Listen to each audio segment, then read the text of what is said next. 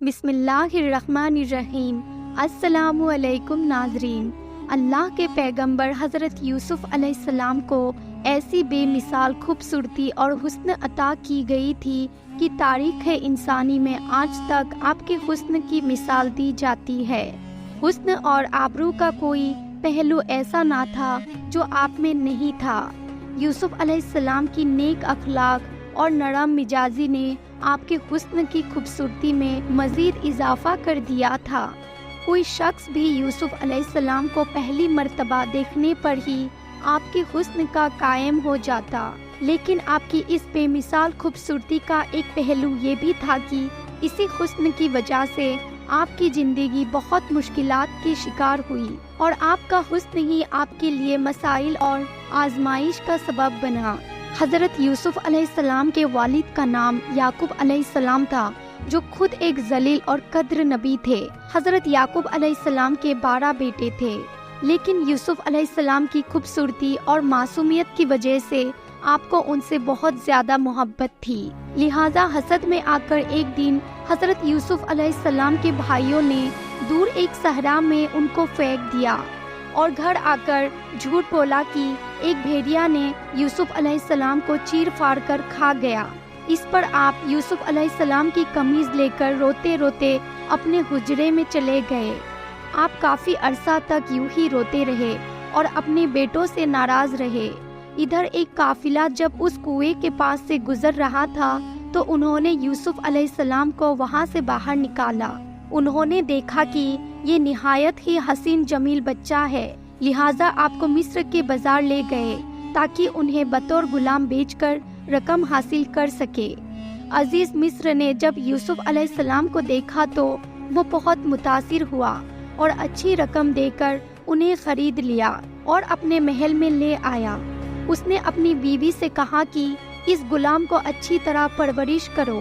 روایتوں میں آتا ہے کہ عزیز مصر کا اصل نام عتیبر ابن روحی تھا اور وہ مصر کا وزیر قد تھا، اور اس کی بیوی کا نام زلیخا تھا۔ حضرت یوسف علیہ السلام عزیز مصر کے محل میں زلیخا کی نگرانی میں پلے بڑھے اور جوان ہوئے۔ جب آپ پر عالم شباب آیا تو خوبصورتی میں مزید اضافہ ہو گیا۔ عالم یہ تھا کہ جو کوئی بھی آپ کے نور چہرے کی طرف دیکھتا تو اس پر سے نظر ہٹانا مشکل ہو جاتا۔ ایک حدیث میں رسول صلی اللہ علیہ وسلم نے فرمایا کہ جب دنیا بنی تو حسن کے 3 حصے کیے گئے، جس میں ایک حصہ حضرت یوسف علیہ السلام کو دیا گیا، ایک حصہ ان کی والدہ کو دیا گیا اور ایک حصہ پوری دنیا میں تقسیم کیا گیا۔ عزیز مصر کی بیوی زلیخا آپ کی خوبصورتی اور حسن کے ساتھ پاکیزگی اور سچائی سے بھی بہت متاثر تھی، لیکن ابھی اللہ پاک کو یوسف علیہ السلام کو مزید امتحان کے ساتھ گزارنا تھا۔ وقت کے ساتھ عزیز مصر کی بیوی زلیخا یوسف علیہ السلام کے حسن سے محروم ہو کر آپ کے عشق میں مبتلا ہو گئی۔ ایک دن زلیخا نے حضرت یوسف علیہ السلام کو اپنے خوابگاہ میں بلایا اور دروازہ بند کر کے اپنی حرام خواہش کو ظاہر کیا۔ حضرت یوسف علیہ السلام نے اللہ کا نام لیا اور خوف کھاتے ہوئے دروازے کی جانب بھاگے۔ زلیخا انہیں پکڑنے کے لیے ان کے پیچھے دوڑی۔ ان کی قمیض کا پچھلا دامن اس کے ہاتھ میں آ گیا، جسے اس نے اپنی طرف کھینچا تو وہ پھٹ گیا۔ حضرت یوسف علیہ السلام باہر نکلے تو سامنے عزیز مصر کھڑا تھا، پیچھے زلیخا بھی باہر آ گئی۔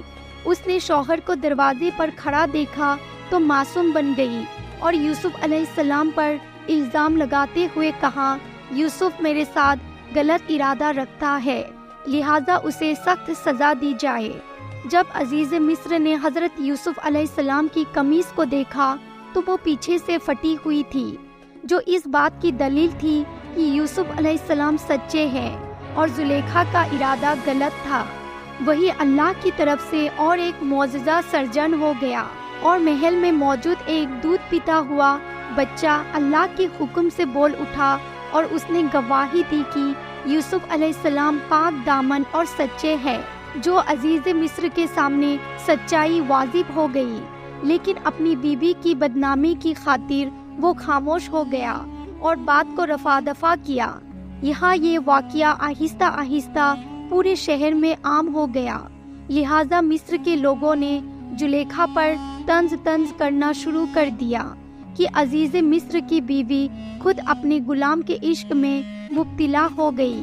इन चर्चों से तंग आकर जुलेखा ने एक बहुत बड़ी दावत रखी, जिसमें शहर की खवातीन को खाने की दावत दी गई। जब दावत का आगाज हुआ तो जुलेखा ने तमाम औरतों को एक छुरी और फल देकर काटने को कहा।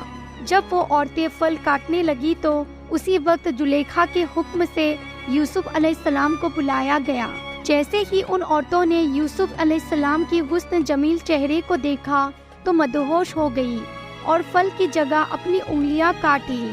लिहाजा इसके जरिए जुलेखा ने औरतों को समझाने की कोशिश की कि आखिर वो क्यों यूसुफ अलैहिस्सलाम के इश्क में मुब्तला हुई। आखिर ऐसे आबरू जवान को देखकर उस पर दिल आ जाना कोई हैरत की बात नहीं है। इस वाक़या के बाद हर दिन मिस्र की कोई ना कोई औरत यूसुफ अलैहिस्सलाम से राब्ता करने की दरख्वास्त करती थी। लिहाजा आप अलैहिस्सलाम अल्लाह से दुआ की उनसे निजात मिल जाए। आखिरकार जुलेखा के लाग इसरार करने पर भी यूसुफ अलैहिस्सलाम उसकी तरफ माइल ना हुआ और उसकी ख्वाहिश को रद्द करते रहे। अजीज मिस्र और जुलेखा की हुक्म से आपको जेल में कैद कर दिया गया। यूसुफ अलैहिस्सलाम की इस दुआ का जिक्र अल्लाह ताला ने कुरान मजीद में भी किया है। यूसुफ अलैहिस्सलाम ने कहा, मेरे परवरदिगार, जिस काम की तरफ वो मुझे बुला रही है इससे बेहतर तो कैद होना है।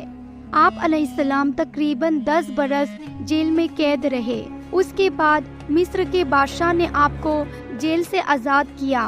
तो नाज़रीन, इस वाक़या में ये पैगाम है कि हज़रत यूसुफ अलैहिस्सलाम ने गुनाह और अल्लाह की नाफरमानी से बचने की खातिर कितनी मुश्किलात का सामना किया, फिर भी आप साबिर कदम रहे और अपने परवरदिगार को राज़ी करने के लिए अपने नफ्स को किस तरह से खैर किया। उम्मीद करती हूँ आज की ये वीडियो आप लोग को पसंद आई होगी। अगर वीडियो अच्छी लगी हो तो इस वीडियो को लाइक करें और मेरे चैनल को सब्सक्राइब करें। तो मिलते हैं अगले वीडियो में, तब तक के लिए अपना ख्याल रखें। अल्लाह हाफिज़।